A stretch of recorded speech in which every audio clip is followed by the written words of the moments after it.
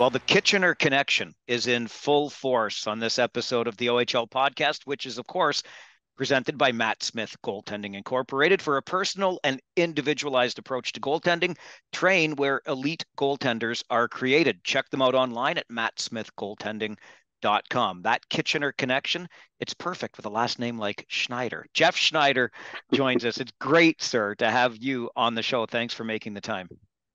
You know what? It's a pleasure of mine, Mike. It's all mine. I think that when you reached out, I thought the Kitchener connection right there. I thought this is going to be a great time.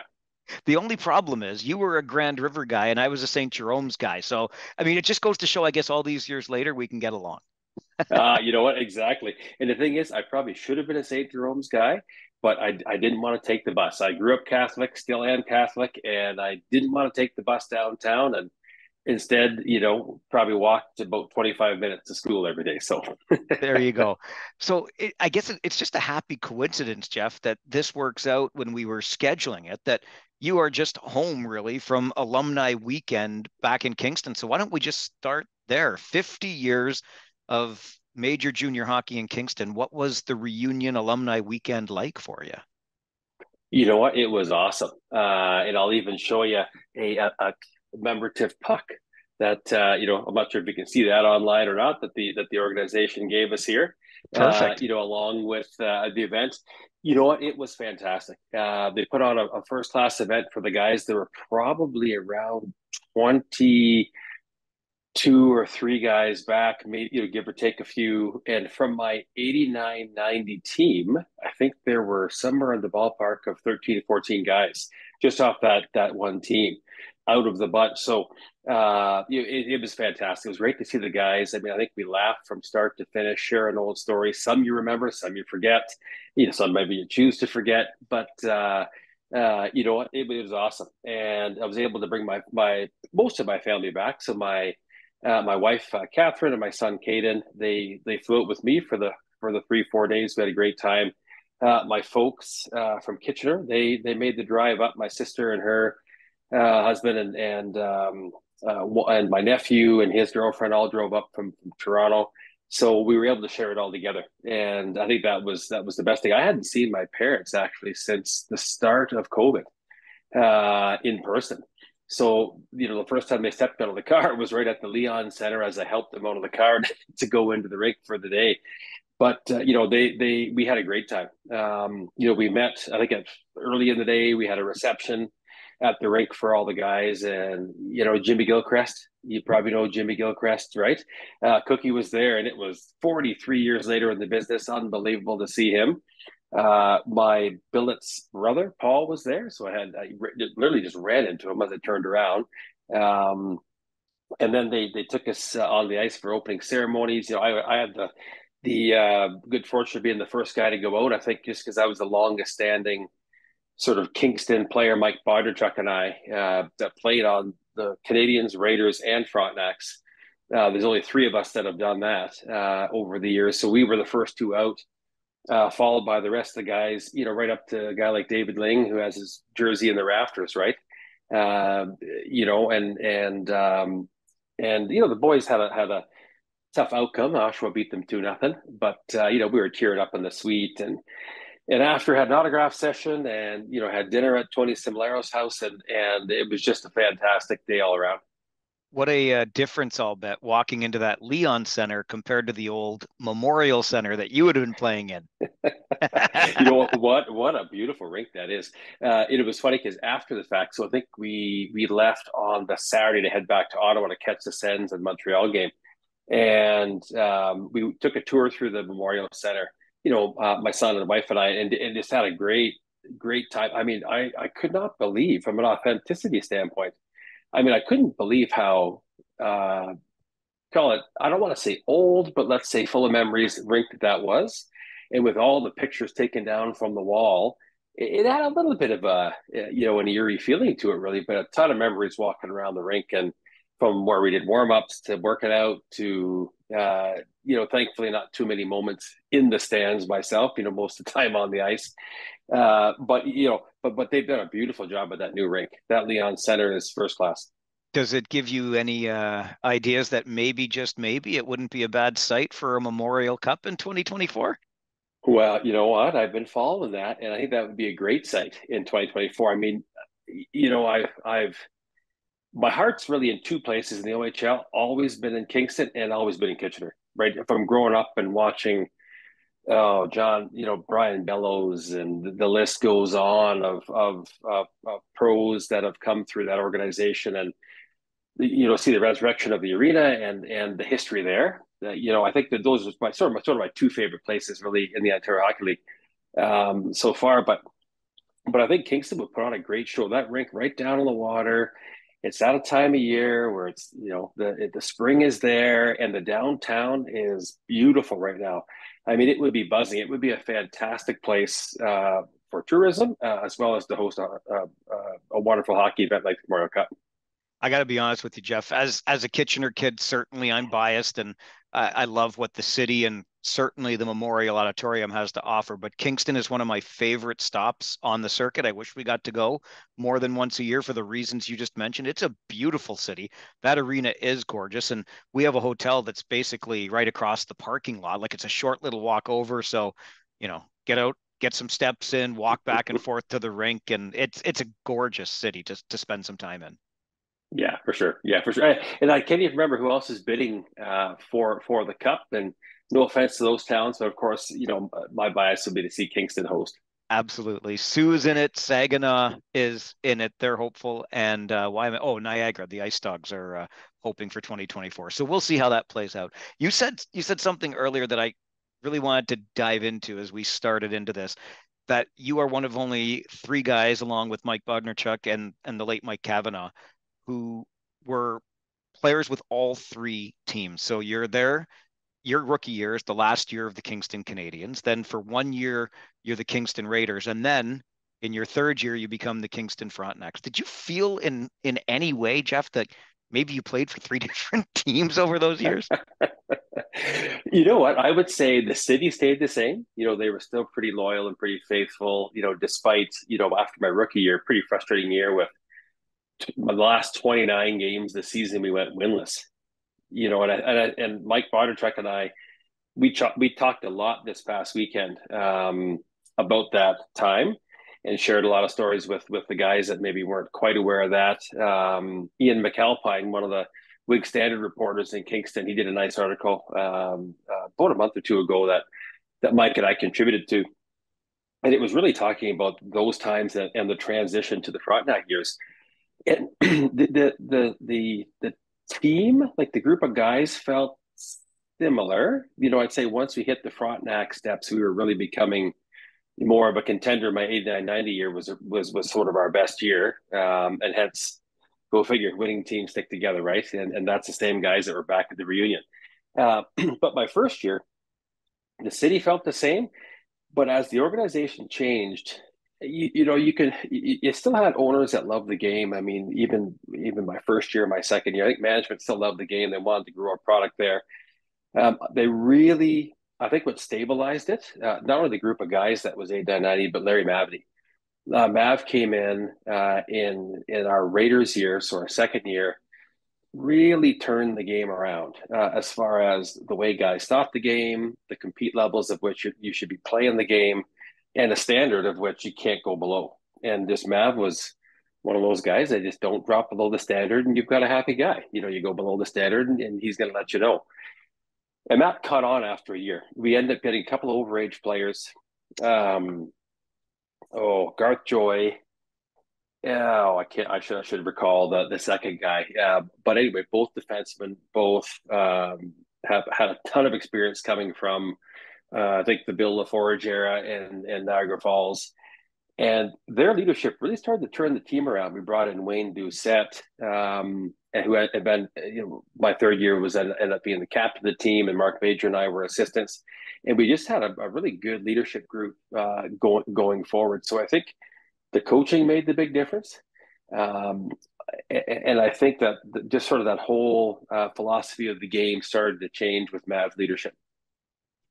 he almost didn't get a chance to be there for you in that third year because ownership was a little bit topsy-turvy. I don't want to tell tales out of school or speak ill, but if we're honest, Lou Kozowski was a bit of a character, wasn't he? He was, I think larger than life Lou that, he had a big presence and he had I'll give it to him that he had an idea, right? He had a plan. Maybe the plan wasn't necessarily, that seemed to be player centric at the time. But I think he meant well. I think at the end of the day, he brought in Mav, which was probably a smart, plan. But Mav really wanted to control the bench. I mean, my first year, our coach was let go or maybe even quit. Jacques Tremblay, I think he quit three-quarters of the way a year through the season. Dick Cherry ended up coming in, Don's brother, and I think Jim Dory might have stepped in to help coach. And at that point in time, just before Jacques had quit, Lou came down on the bench, right? I mean, this is like a Jerry Jones Dallas Cowboys situation here, right? I mean, he comes down on the bench to try to coach. I remember it happening. I was a first year player. I had my eyes on the ice and just kept my head pretty clear.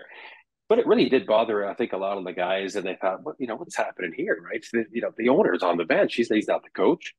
And that's where things started to turn for the worse that year. So thankfully, when Mav came in, I think he was just a no nonsense guy. And Mav just said, "No, it's my team. I'm going to run it the way I want to run it." All the players respected him so much, didn't really worry about the noise around them. So even when Ren Blair and crew came in to take over the ownership my third year, it wasn't that stressful a process to the players because I think in our mind, we had Mav, right? We had Mav. We were moving into it. We were moving on.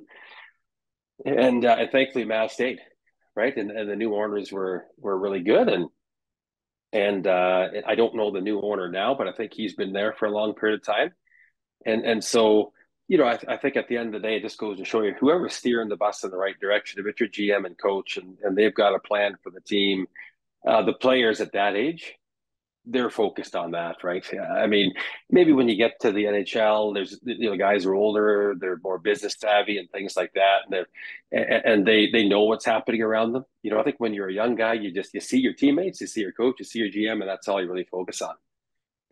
It seemed for at least a minute or two that larger than life Lou's plan for the Kingston Raiders at the time was to relocate them to, of all places, Owen Sound. As a player, how aware were you of that stuff going on sort of behind the scenes? You know what? Partway through that, we had heard rumors that he wanted to relocate the team. Uh, Personally, I didn't let it get to me that much. Ian brought that up to me, and I had to really dust the cobwebs off. I thought, really, he was going to move us to Owen Sound? So, I mean, of course, coming from that Southwest Ontario, Owen Sound was close to home. It wasn't a bad place, right? But from Kingston, you think, oh boy, that's a long trek to that division and that side of the world.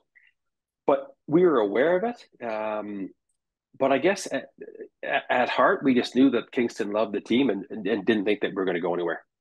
So speaking of that side of the league, I've got to think, and we already talked about Larry Mavety, who had connections through the Quinte region as well.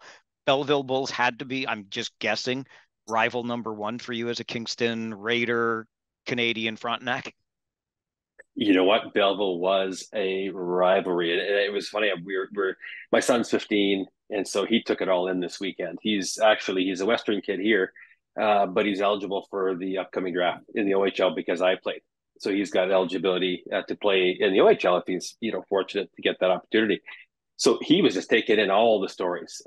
He's like, Belleville. I mean, does Belleville have an OHL team anymore? I said, no, no, and he follows it pretty closely. I said, no, they've got a American Hockey League team at the Senators and so forth, but we were telling them the rivalries, and that's where actually most of our stories went. Were the one game against Belleville. I think it might have been game 2 or 3 of the first 7 game series in 89-90 that we went to 7 periods of hockey before Belleville scored the overtime winner. I think it's probably still one of the longest games in CHL history as far as overtime. I think it was 1 something in the morning that Belleville had scored. So at the end of the day, it was always a rivalry right from the first day that I got to Kingston. All you heard about was Belleville, Belleville, Belleville, and that lasted really all the way through my 4 years.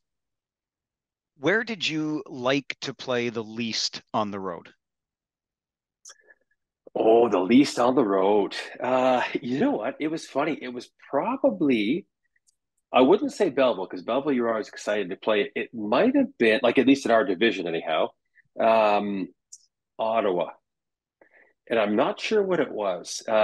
When we were back in Kingston this past weekend, Joel Washbrook is a former teammate Washer, right, from living in Waterloo. And Washer's with director of player development with the 67. So I said to him, I said, Washer, I'd love to take my wife and son through Ottawa. We're going to stay there for a day. Of course, a Western boy, like my son, he has never seen the Parliament building because I'd like to take him for a little bit of educational tour here. We'll walk around the Parliament Hill, and then we'll see if we can get a tour of the 67's rink and just have them see it because it was such a unique looking rink built into the football stadium and everything else. I'm not sure what it was, if it was the fact that it was such a different shape or the fact that they just, had some good players and some good teams that maybe had our number on more than one occasion. I'd say probably Ottawa was the one that I found the toughest to play in. You mentioned earlier, Geoff, that 29 game winless streak to end what was your rookie season. How difficult is that to go through as a player, even in retrospect, when you think back on that? And at the time, you did everything you could to fight the idea that not winning was okay. And as a young guy, and I think Mike Bondarchuk said it well in the article with Ian. He said, we the youngest guys had to really work hard to look ahead at the future, to keep pressing hard. None of us like to lose. Everyone, hates losing. And at least, as a competitor at that level, that's just got to be your mindset. And so we worked hard to stay up, to do extra workouts, to get on the ice early, work on your skills, and just try to focus on the day to day that you could do for yourself, and eventually that would help the team. Knowing that we had years ahead, I think we had a few of our older players got a little bit too used to losing. And I can say that now. Wouldn't have said it as a rookie, but I can say that now. And that was difficult, right? That was a challenge for us. But I think we all we could do was look ahead and say we've got 2, 3, 4 years left. Let's make sure that we prepare ourselves now so that next week, next month, next year we're a lot better players to help the team. And that's kind of what got us through, right? The first year guys really stuck together. And I think Cavi was there, and of course we just stuck together and just tried to look ahead at the future. We all had good billets, still focused on school, so you just tried to keep your mind busy and stay out of trouble, right? Some of the guys are missing curfew. The older guys, they're going out late. They're doing things that none of us really wanted to do because we knew we shouldn't be doing it. And I think surrounding ourselves with good people and having good billets. I had a really good billet, pretty strict billet, but really good. Really much like the house I grew up in. Right, is my parents loved hockey, my mom in particular, but there was also a pretty hard line on commitment level and balance in life and working hard in school, but yet being ready to play. So I think that was really helpful, especially as 16, 17-year-old going away from home for the first time. I find that really interesting because that can't be easy, I don't think, Geoff, as a rookie, a young player on a hockey team, when you're seeing the vets behaving in a certain way, that the tendency, I would think, would be to follow. But it sounds like you had a good core there of young players with you that decided, no, we're taking a different approach to this. Oh, for sure. We had some good young players, and we also had some good veteran players too, right? That really said, if it's something that you didn't want to do, and yeah, of course we would go out with the guys. You still try to be a part of the team as you mentioned, but you kind of knew, or you attempted to know, where to draw the line. And we still had some pretty good leadership too. Scott Pearson, Steve Seftel, good Kitchener boy, that really had their heads on straight. They were focused on a pro career, and they were really good guys that held players accountable, and they kind of stayed out of trouble. So you kind of try to follow the guys like that, right? You know, And there were some other really, really good guys too that that Mike Turner, who I spent a lot of time with. I was born in Windsor, so was Mike, and I kind of looked up to him as a young kid in minor hockey. Because we had the Proberts, right, in Windsor. Like there was some big names that you followed, guys in Windsor, and I just remember Mark Turner was a super skilled player, and turns he was a really good guy. He knew what was right from wrong, and he kind of protected me a little bit too. You mentioned Seftel, good Kitchener boy. Washer, of course, from the area. You and I were joking just before we started recording, as a Kitchener kid myself, that Kitchener must be where all the great hockey players come from. But there's a lot of connections there for real here. There are, and Dave Weiss. Dave Weiss was Right. maybe Bloomingdale or Elmira at St. Jacobs guy, right? And Dave was an overage player. He came to our team, and I could never forget Dave. A super hardworking guy.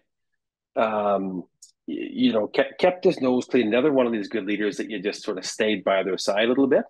And knowing that he was kind of from that hometown area, I felt pretty comfortable. I think he was a later addition to the team as an overage player. But yes, so those core guys. But you're right. I think the list goes on from all the Kitchener guys that have kind of played in the league and stumbled across on social media right now. Like I haven't run into Jason Denemy. I don't know how long. And then now I'm seeing him on social media, start to follow him. And one of the guys that I'm coaching community hockey with here in Calgary, he knows him from playing with him on the East Coast at the university level. And so it's quite funny. I mean, Mark Batir played with Deno and the Sioux. And then when we took a walk through Ottawa and the 67s area, run into his son who just played the World Junior team, right? So I mean, it was just this whirlwind weekend of, oh yeah, I know of that guy, I know of this guy, and then you see the offspring that are coming up and taking over. It's pretty cool. It's so funny. So Deno was just on the podcast a couple of weeks ago, and I'm going to give away the trade secret here. I found you thanks to social media. I can't remember whose podcast it was, who the guest was, or whatever, but I saw you interact with them. I believe it was on Twitter. So I made a note of your Twitter handle, and I'm pretty sure that's how. Oh no, then I found from your bio out to the clinic where you are, and the rest is history. But that's how I ended up finding you, by use of social media, with you interacting with a former guest on this show. So there you go. Yeah. Oh, that's awesome. Yeah, no, I mean, it's a small world, and it's, the hockey world's a big world, but it's a small world, right? I think a lot of guys stick together and always give each other the benefit of the doubt when there's good hockey people around. So that trajectory is evident just in the win-loss record of the Kingston teams that you were a part of over those first 3 years. I think the first year was 12 or 14 wins, but then it went up. And then in that third year, 40 plus. I think it was 41 victories for your club that year.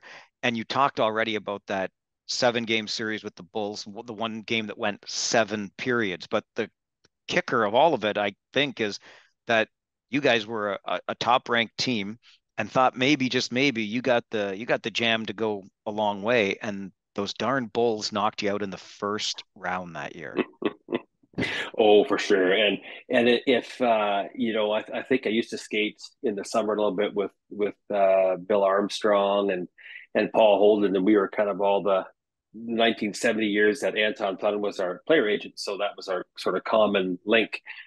Paul's a really good Kitchener boy, and we were best buddies growing up. And then got on to Bill Armstrong because he was with Anton Thun in his agency, and we'd skate a little bit out and just out on the outskirts of TO. And I think Bill's doing some great things here with the Arizona Coyotes. I think he might be the GM there. And so Bill might argue me on this one, but we had Oshawa's number that year.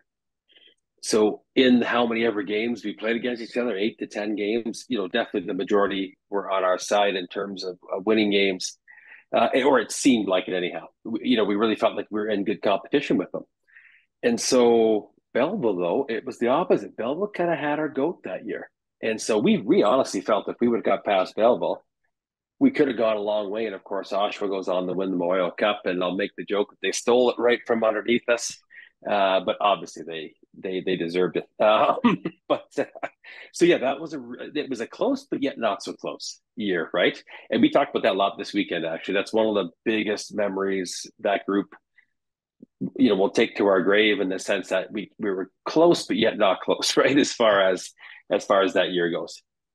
If I remember that series correctly too, it was back and forth. And the home team was winning every time until that seventh game when they got you in your barn. Exactly, and that was a tough one because we came back with a lot of confidence that okay, it's game seven, it's in our barn, we've got this, and it just didn't pan out. But I think it was a really good series, and that was a heck of a season. And unfortunately, that was sort of the one and only year of my four that we made the playoffs. But that was a really good year. I mean, I think from that year I went on to sign a tryout agreement with LA and play a few games in the minors, and then before I came back as an overage player. So it was really kind of a good experience right from start to finish that year.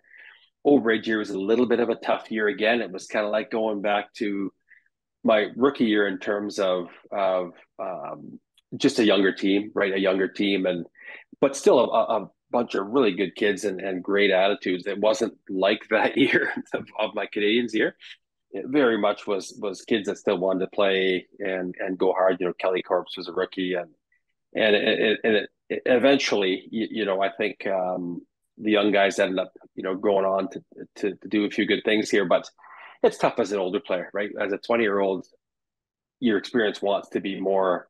Let's see how far we can go in the playoffs. But sometimes you've got to take on the role of a leader and help the younger guys as well. And I think that's definitely that year. I think was probably a good experience for me in the sense that you had to really flip to a mentor role and put the team first for sure.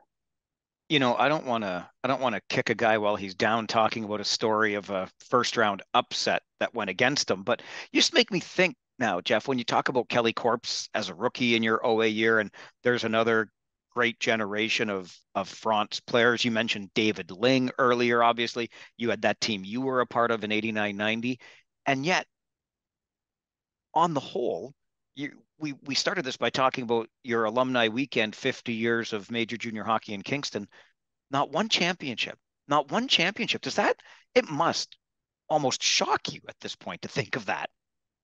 It does. And we talked about that a lot this weekend too, is we kind of sat back and said, we were watching the game and the game has changed, right? And I think the game of hockey has largely changed for the better, but I will have part of me that goes against that a bit.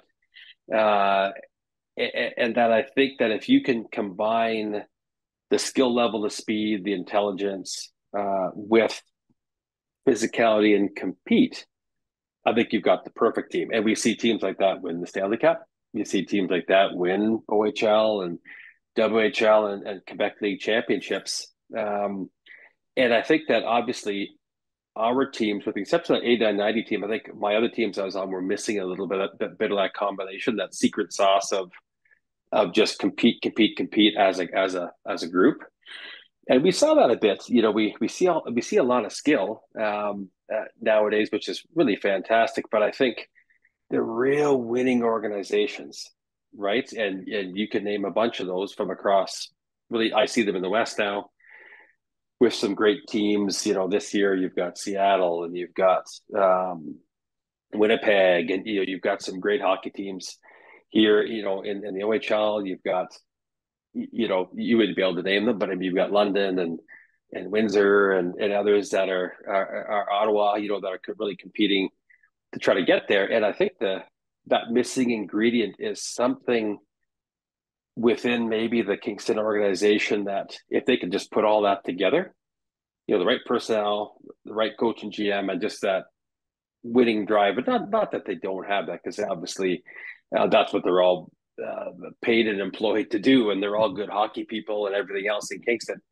I think it's a function of getting that taste of victory in a championship, and then that taste just won't go away, right? But what it takes to get there, I think is the $1 million question, right? I think it's such a great comparison you draw between the eras because I'm with you 100% on the way you just described it. And of course, then it makes me think back to the era that you played, late 80s, just into the early 90s, when line brawls bench clearing brawls were not necessarily uncommon. Larry Mavity was no slouch. He was a tougher coach. I mean, were you ever involved in a game where a Donnybrook broke out? There's probably a number of games where 5-on-5s were on the ice, like everyone's grabbing onto a guy, 2-3 pairs are going at it, type of thing. Never a full bench brawl, both teams, right? Definitely they occurred. There were guys. Mark LaForge is a former Kingston Canadian, was traded to Sudbury my first year, so I never really had the pleasure of playing with him or on the same team as him. But there was definitely that era of guys. There were some tough guys. I mean, in Belleville, there was Troy Crowder, Todd Hawkins, Peterborough, Ty Domi. The list went on. Luke Richardson. There were some tough guys, and then Niagara Falls. Ryan Vandenbush, and there were some heavyweights that were around the league, but no full-fledged bench balls for the teams that I was on anyway. So as a defenseman, though, you must have to know coming into a game who the guys are that might make your life really difficult when your back is to them and you're chasing a puck into your own end. Oh, for sure. Yeah, there's a number of guys that I think, what it's funny because, and I'm not sure if you noticed this, Mike, as much, but in our era, because of that very reason, is your D partner was pretty much always running traffic. They're always creating a bit of interference. I don't see that much nowadays, as much as we did, and it's more of a mindset of, and I see it at my own son's level at 15, is they're always thinking about that next play forward too, right? So it's rather than you could call your partner, then they just jump as an outlet, or then all these 5-foot passes that are pretty slick to get out of the zone these days are pretty wild to watch. But that run interference, so the guy doesn't get run, doesn't happen as much now. Is that because guys aren't running guys as much, or is it the fact that guys get back to the puck so quick that they just dish it off to, and they're evasive of hits too because their skill level, right? So I think it's a combination of the two. But we definitely had to hold guys up, and if you weren't, you're definitely getting killed too many times in a game. No question. That's good for you. Yeah. So let's stay on the position for a moment here. As a defenseman, obviously it's not a place you tend to score a lot from. There are exceptions to that rule. I think it was 9 career goals for you, Geoff, but 2 of them came in one game in your final year, and they stand to this day as a Frontenacs franchise record. 2 goals in 10 seconds. How the hell did you do that?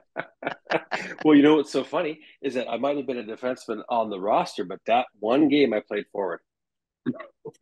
And so it was against Ottawa. And I remember, I can't even remember how the first goal went in, but I remember the second one because we went right back to center ice.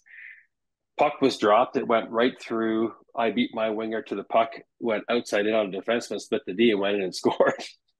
And it was, obviously I was probably laughing and cheering at the exact same time.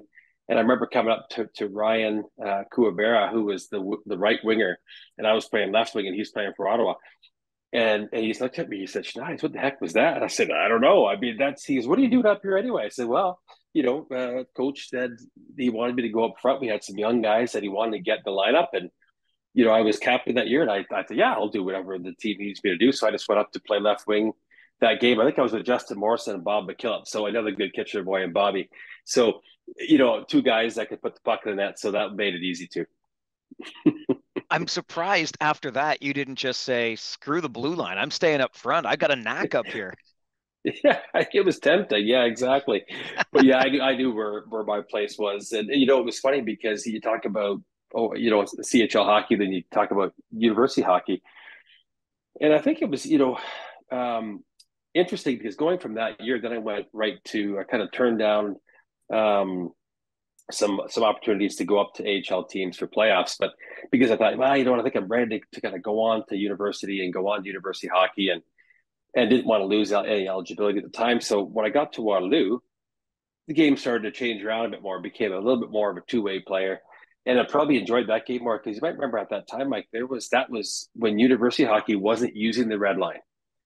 as there was no two line pass in university hockey, so you had to be quicker and dealing with the stretch passes and things like that in quick transition game.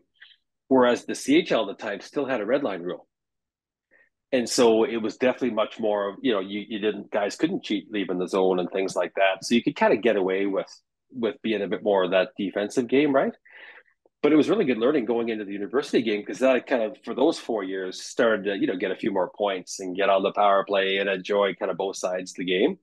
But no, yeah, you're totally right. I think in the OHL, it was, a sort of a solid, defensive player. And nowadays, I'm not too sure that player would exist, right? I think that defenseman nowadays to play at that level or anything higher than that level, you've got to be 200 feet, 200-foot guy, right? In terms of contributing comfortably on the offense. You don't have to necessarily be Cale Makar, but contributing comfortably, being able to distribute the puck, keep up with the pace, and then, but also be, responsible in your own zone, right? So I think from a D-man's game, I think it's a way more enjoyable game now because you're getting to play as a 5-man unit and join the rush if you have to and get back in your own zone and still be responsible.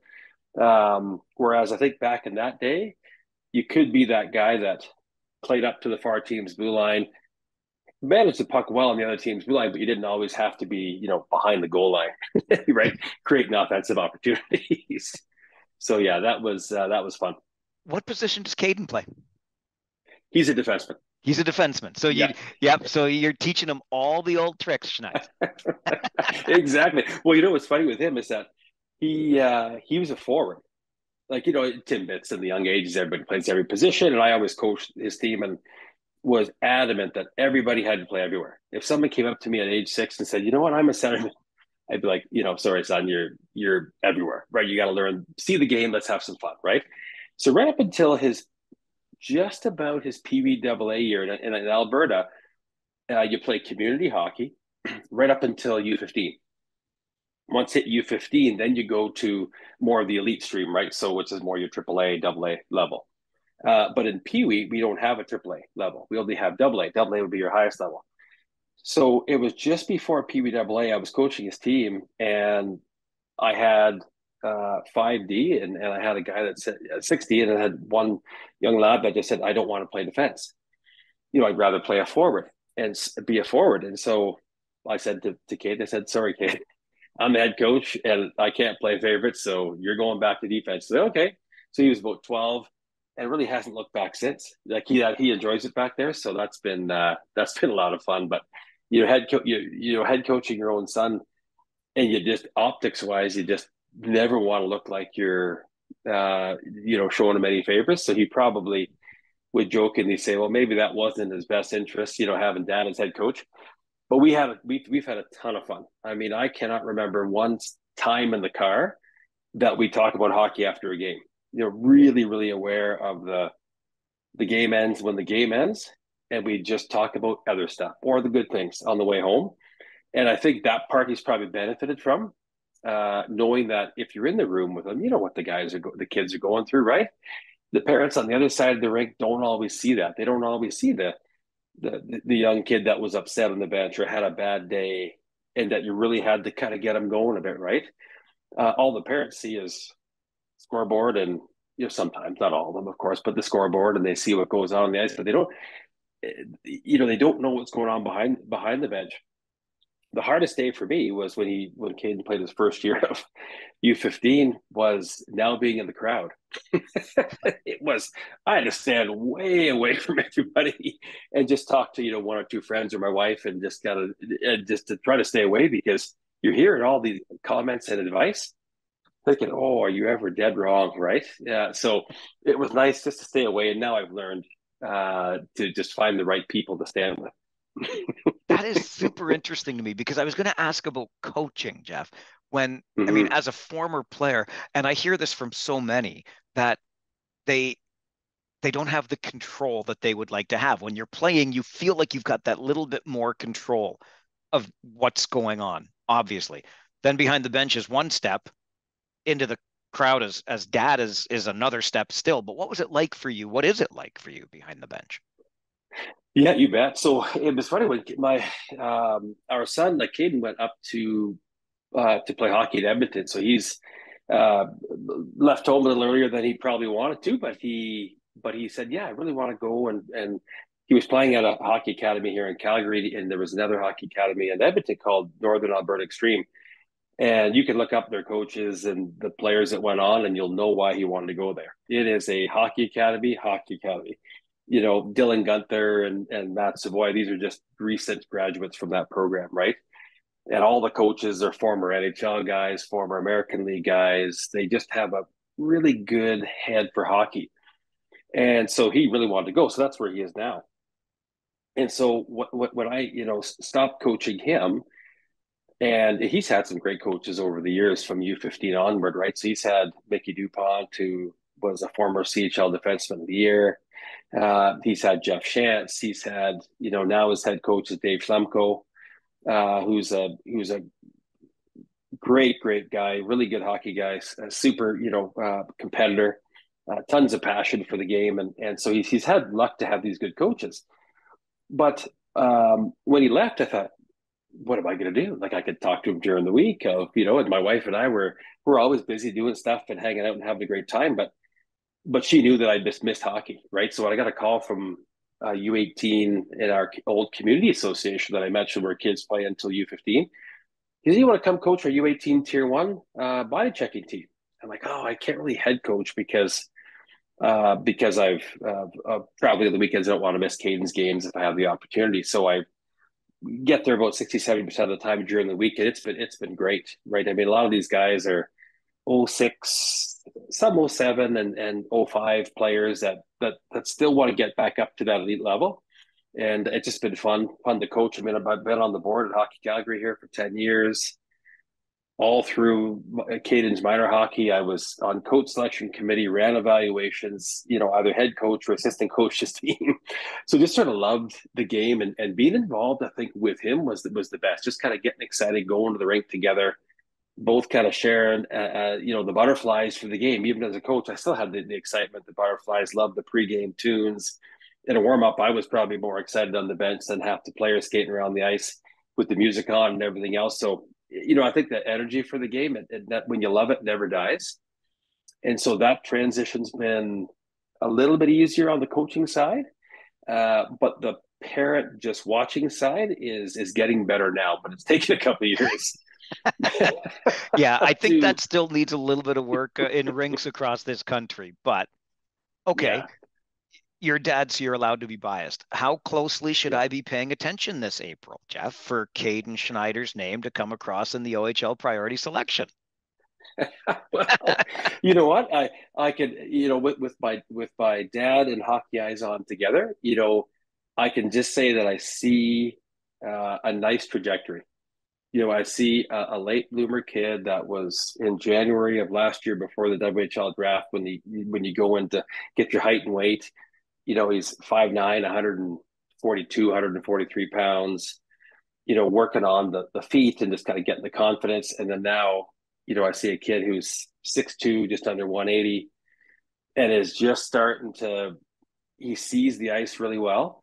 Like every other 15-year-old, there's lots of stuff he could work on, right? And he knows it, and I don't even have to say it. Like, I mean, he just loves the game, and he's working really hard. And so, I've told him whether it happens or not in April, your trajectory is you're going on the right path, right? And just keep working hard and having fun, enjoying it. And of course, I think he would love to hear his name called. He'd love to play and have the opportunity because he loves the game, right? I mean, I think that's the biggest thing. He's heard my stories, and this weekend it was laughter from start to finish. I could just see him standing beside me, just taking it all in, right? So that for that reason alone, I'd love for him to have that experience, and then just see, what life brings, right?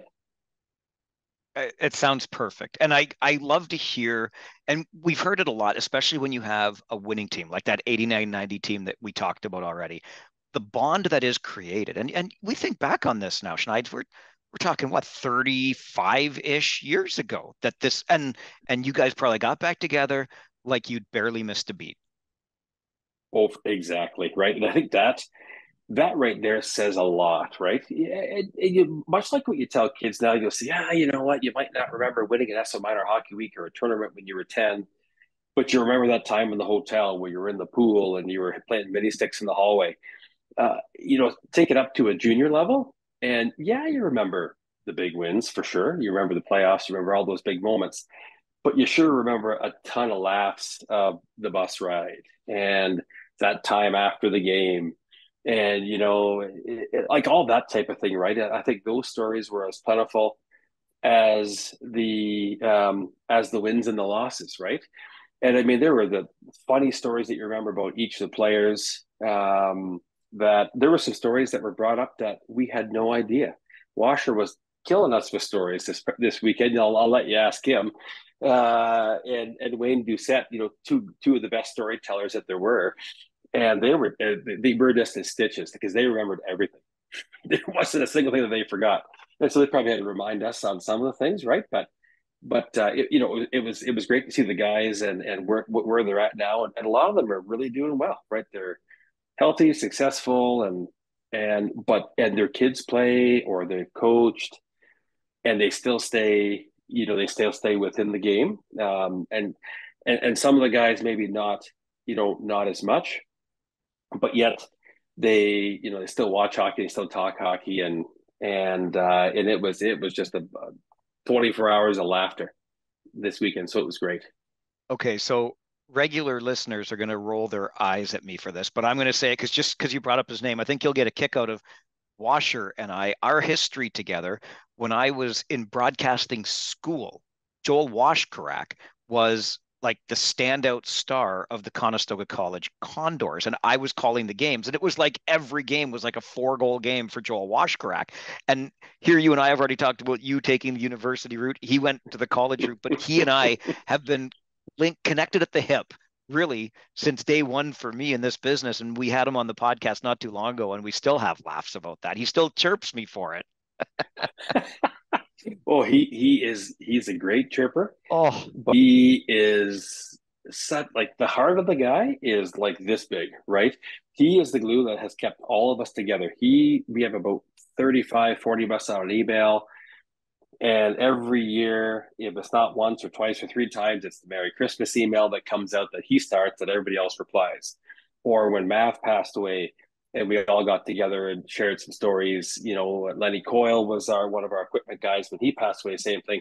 So it's one of those things where he is the glue that holds us together. We told him all that this weekend, and he's right in the middle of it, just taking as many lumps as he's given, and it's just hilarious, right? I mean, and I think he's obviously he's done everything in hockey now, right? From officiating to playing to I'm sure he's probably coached somewhere along the way, and one of his sons is doing really well too. So I think he just loves the game. You could tell. okay. Back to the Geoff Schneider trajectory here. What did it mean to you to have that letter on your jersey in the Ontario Hockey League? Well, that meant everything. That honestly, that was probably one of the biggest honors, especially the 89-90 team, because there were a lot of guys that year that could have worn a letter for one way, shape, or form, as far as their effort, their, leadership, vocal, non-vocal, that type of thing.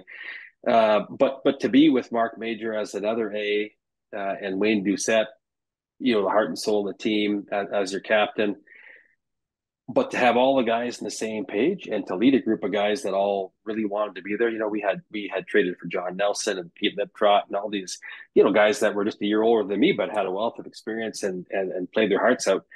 So it was great to lead those guys. And then of course to sit in the middle in the front row with the C on my overage year, as hard of a year as that was, because individually I didn't have a great year coming off a fantastic pro tryout and a fantastic year being Kingston's nominee for Defenseman of the Year. As a somewhat defensive defenseman, I think was a huge honor, and I think just faith that Mav had in me and Garth Joy, who was our D coach, had in me. Beyond guys like Cavi that had 49, 50 points that year, right? Had a great season. And so I think that, I took all that energy and into the captaincy and really just tried to guide the guys, to be positive in a year that was pretty tough. but still keep the work ethic and leadership. So it was a huge honor. I thank Kingston to this day and the coaches for bestowing that honor on me. And it's funny. For example, if you replayed the 50th the anniversary this weekend, and you walk out on the ice. Again, I had the honor to be the first guy to go out. When they announce you as Geoff Schneider, years 80, 87 to 91, and former captain, whether the crowd knows you or not, it's like a bigger cheer, right? There were about five of us that were former captains, Deuce and Dave Lang, and a couple of other guys that their name escapes me right now, but it's just a different energy that the crowd brings, right? I think that there's just that respect level for your captain, your leader. So for Kingston to give you that honor, I mean, that was great. I love my time there, and they're a great organization. And as you brought back to the championship, I really wish them a championship. I think that they've got a great organization. I look at their coach across I don't even know what his name is, but I'll tell you, I watched him just as a hockey guy and a coach, right? I watched him. He has got energy, and honestly, he's got the fire. I don't know the GM, but I saw him working out before the game.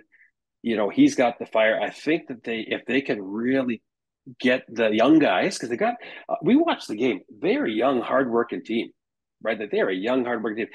If they can get that energy into them and really take them forward, I really hope the day that a championship is coming, with the organization, right? And of course, as a former captain, I'd be the first one there cheering those guys on. If they got far, I'd fly back and cheer them on.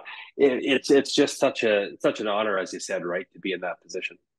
I think Corey Cooper, the GM, made some good deals at this year's trade deadline and is putting together a nice team. And Luca Caputi, who's the coach, boy, oh boy, he sure had it on the ice. So, hopefully that translates into what he does behind the bench. I don't get to see enough of the East. That's if I had a complaint about the Ontario Hockey League, Geoff, it's that we don't cross over enough. I get it. And kids had to be in school and all of these different things, but the one trip just isn't enough for me. Right. Yeah, you bet. Yeah, no, it was funny because, I date back to 20 minutes ago when I was talking about if they could just put together that energy and that fire and that compete, the heart and soul of every single player. I mean, I look at the coach and the GM, and I think they've got that. Like they themselves have it. I mean, I saw the coach's energy on the bench, and he was, he looked like he wanted to don some skates himself and get out there, right? And when you see that, you can't help but that being infectious. That goes to the rest of your coaches, down to the players, and the rest of the organization. So hopefully they've got some good things to come in the future. Given how your junior hockey career ended and being that captain and having gone through it you went through, how difficult was it for you to make that decision at 20, 21 years of age to say, no, I'm going to go the school route now and I'm not going to pursue even the American Hockey League and a pro contract? That was a tough choice. It was a tough choice on one hand because my experiences at LA's camp and the feedback that I got from Rogie Vachon was really quite positive. At the time they offered these things like these 25-game contracts. It was almost like, here, you can sign this partial contract and play for a bit. If you play well, we'll extend it the rest of the year. So that offer was there. My agent at the time said, well, you know what? You had a good camp. Let's go back and really light it up, have a good overage year, and then sky's the limit because you're still a free agent, right? So that makes sense, right? But when things don't work out, then you say, oh, well, darn, maybe I should have accepted that other contract before. But I think it was a tough decision because of memories of I knew I could play, but it was an easier decision because I knew I gave it my all, and there was a new chapter that was just waiting there for me, right? I was going into the University of Waterloo. They just finished a national championship run, losing out to the ever powerful U of A Golden Bears. And so when I came into the league my first year, and I guess the CIU was the time, or U Sport as it is now, we probably had 16, 17, 18 guys from the OHL. Right, you're starting to see this transition of CHL hockey players into university hockey, and that just grew throughout my 4 years there. Really, really loved my time at Waterloo. That was a unbelievably fond memory. Our wedding party were pretty much all Waterloo hockey guys. Right, we still keep in significant contact with each other, and all the guys are gone off doing different things.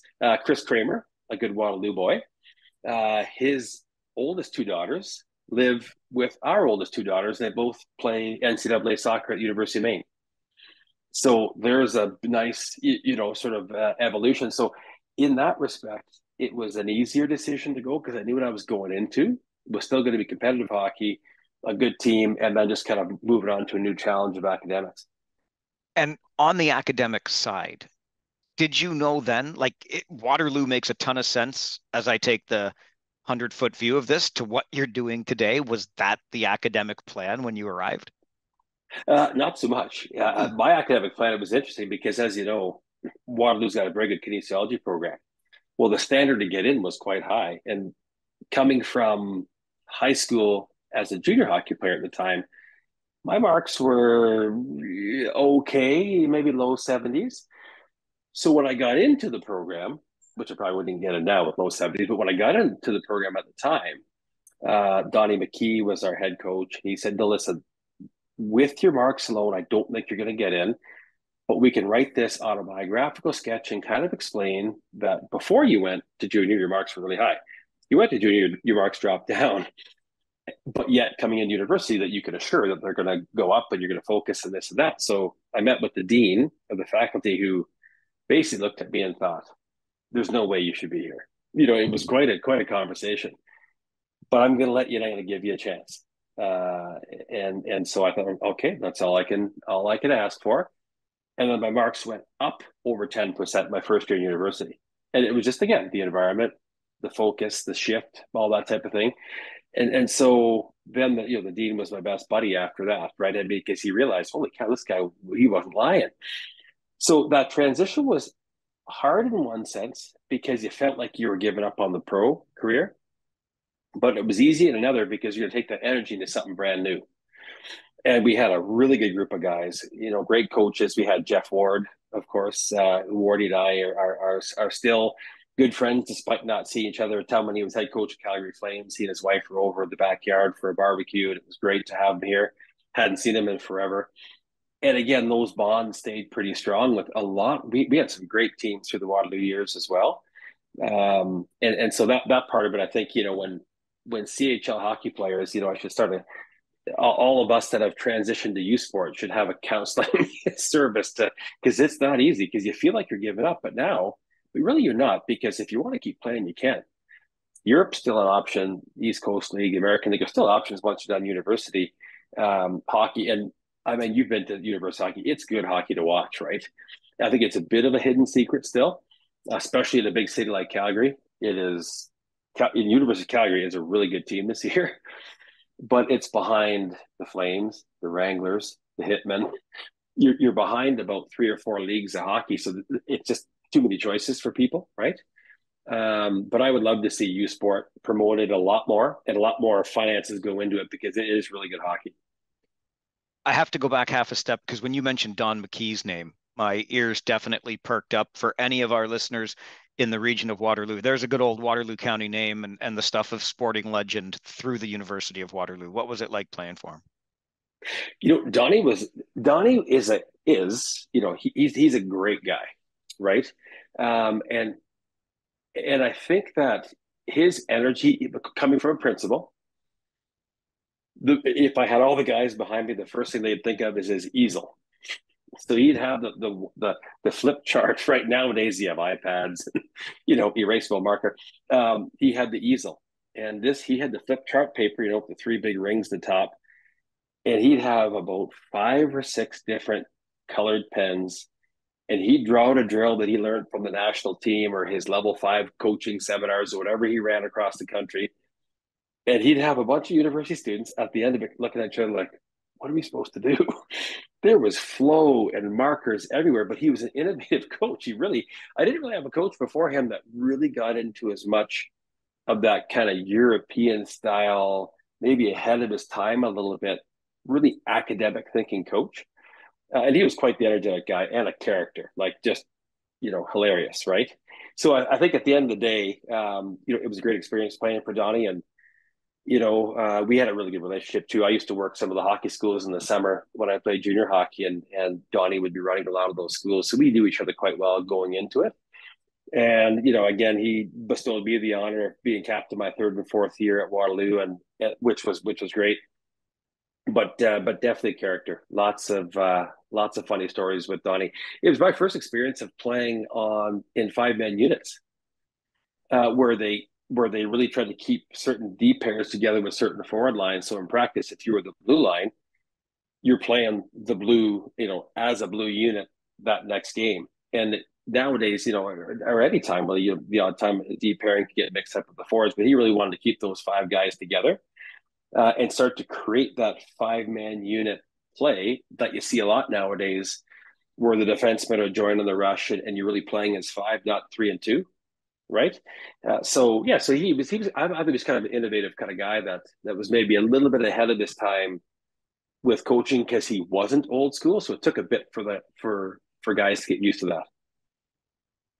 I love the way you described your academic experience and that decision earlier, Geoff, because it leads into something that I wanted to touch on with you. And I'm going to ask you to bear with me for this, because when you and I were emailing to connect to have this conversation, I couldn't help but notice the signature on the bottom of your email, which reads Dr.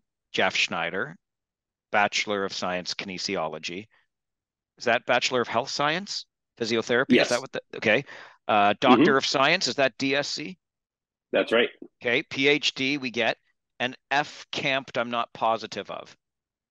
Oh, yeah. So FCAMP is a fellowship that Okay. when you're a physiotherapist, you can go through this orthopedic specialization. It's like being an orthopedic specialist in a physio role. Okay. So that's just the first line. Then we've got clinical specialist in musculoskeletal physiotherapy. Gun IMS. Is that right? I'm not familiar with that. Yeah. So it's basically, it's like a dry needling technique. You use an acupuncture needle to treat soft tissue pain. Okay. So gun IMS practitioner. Director of Research, Evidence, Sport, and Spinal Therapy, Chair, Alberta Association of Physiotherapy, Adjunct Assistant Professor, Department of Radiology, Cummings School of Medicine, University of Calgary, Adjunct Associate Professor, Department of Physical Therapy, School of Health Professions, Andrews University, Adjunct Professor, Department of Physical Therapy, Faculty of Medicine, University of British Columbia, and Assistant Clinical Professor, Adjunct, School of Rehabilitation Sciences, Faculty of Health Sciences, McMaster University. Geoff Schneider, somebody get on the phone with David Branch, because I think we found the poster boy for the scholastic package that comes with being an Ontario Hockey League player. Right. You've got to be the poster boy. So, and the guys were giving me a hard time. So this weekend, it was funny. Because I think my wife and my son were there, one at a time, guys would walk up and they'd sit down next to them. They'd say, "You know what? Your dad was the hardest working guy. He never went out with us. He always did his homework." They were joking. I was definitely one of the guys who went out with them, but took school seriously, right? And made sure my homework was done first before I went out. But you know what? At the end of the day, I think the opportunity lies for a lot of the, a lot of the CHL players. We were blessed to have our girls take soccer to the next level and play Division I soccer in the US, and they love it. Division like soccer here in Canada is great, but it's just, again, it's the unfortunate difference between the NCAA and U Sport is how much money is in the NCAA and how serious they take it, and how there's just perks there for athletes at the soccer level that are different than in Canada, despite there being a lot of good soccer players here playing U Sport soccer. And so our girls have experienced that. But I think the CHL players here still have, like, the NCAA hockey is great. You can go there as an older player and be a bit more mature and so forth. And, that's awesome. But the CHL players can kind of get the best of both worlds as well, where they can play 3-4 years of excellent junior hockey, and they can still play another, 4 years of or 5 of U Sport hockey and get their education. So I think, I think the CHL's done a great thing with player scholarships, and I sure hope that would continue, because to me that's still an excellent avenue for kids to take, hockey wise and academics. So how did you end up? Let's see, you said born in Windsor earlier, raised in Kitchener, junior hockey in Kingston, U Sports hockey, CIU when you were playing there at Waterloo. How'd you end up in the Rocky Mountains? Oh yeah, you bet. So when you find the right partner, off you go, right? So my wife and I met at physio school. She was a year ahead of me at physio school, and so when we went into first, like so at McMaster at the time was one of the only physio schools that you had to have the degree first. So everyone's going in, 23, 24 years of age, that kind of thing. And so, and because of hockey, I was going in at 26, maybe 25, so a little bit older. And so she ran our orientation week with a friend of hers. And, that which required that you get together and you do all these fun games for classmates to get to know each other. And we met each other. And that just kind of grew from there. And Catherine, her formative years are from out in Calgary, and she worked in the kinesiology field while she was a student at UC before getting into physio school at McMaster. So she just knew that Calgary was a great spot. We got to come back here, and her folks are here, and lots of family and friends and stuff too. So I said, okay, let's move to Calgary, and that's so we moved. I moved here for my last clinical rotation, and then we got married at the same time, and then have been here ever since. And my parents, like Cass, mom unfortunately passed away last year in April.